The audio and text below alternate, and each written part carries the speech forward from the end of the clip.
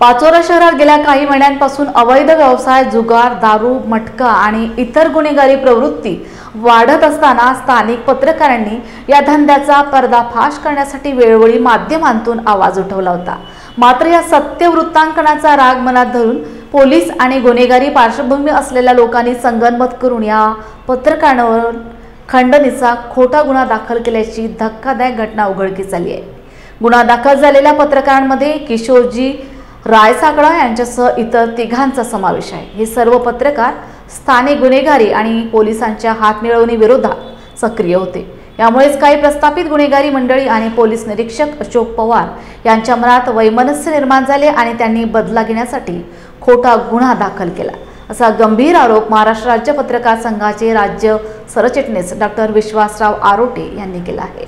खरं तर आज महाराष्ट्रातील जळगाव जिल्ह्यामध्ये माझ्या राज्य पत्रकार संघामध्ये काम करणारे आमच्या पत्रकार संघाचे प्रदेश उपाध्यक्ष किशोर रायसाकडा यासह 4 पत्रकारांवर येथील पाथरा पोलीस स्टेशनचे पोलीस निरीक्षक अशोक पवार यांनी गेल्या 4 दिवसापूर्वी पत्रकारांवर खंडणीचे गुन्हे दाखल केलेले आहेत। खरं तर पत्रकारांचे आवाज दाबण्याचा हा एक प्रकार आहे।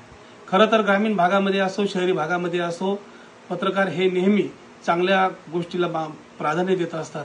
आज महाराष्ट्र राज्य पत्रकार संघाच्या माध्यमातून काम करत असताना महाराष्ट्र असेल, गोवा असेल, दिल्ली असेल, बेळगाव असेल, गुजरात असेल, मध्य प्रदेश असेल आणि आता या पलीकडे जाऊन छत्तीसगड असेल, ओडिशा या राज्यांमध्ये आम्ही काम करत असताना पत्रकारांच्या सुखदुःखामध्ये जाण्याचं काम करत असतो।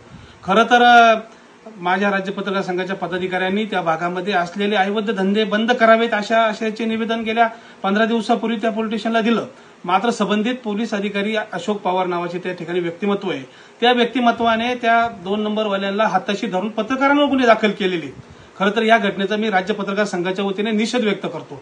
राज्य पत्रकार संघाच्या वतीने जर त्या पत्रकारांवरील खोटे गुन्हे मागे घेतले नाही तर संपूर्ण राज्यभरात नव्हे तर अनेक राज्यांमध्ये पत्रकार रस्त्यावर उतरतील आणि सदरक्षण आहे, खलधिग्रहण आहे या शब्दाप्रमाणे जे पोलीस अधिकारी चुकीचे काम करत असेल अशा चुकीच्या अधिकाऱ्याची बदली या राज्याचे गृहमंत्री नामदार देवेंद्र फडणवीस जी असतील, राज्यमंत्री योगेशजी कदम असन यांनी तातडीने दखल घ्यावी आणि संबंधित अधिकाऱ्यांनी जो काही चुकीचा प्रकार केला असेल त्यांनी तातडीने त्या पत्रकारांवरील गुन्हे मागे घ्यावे।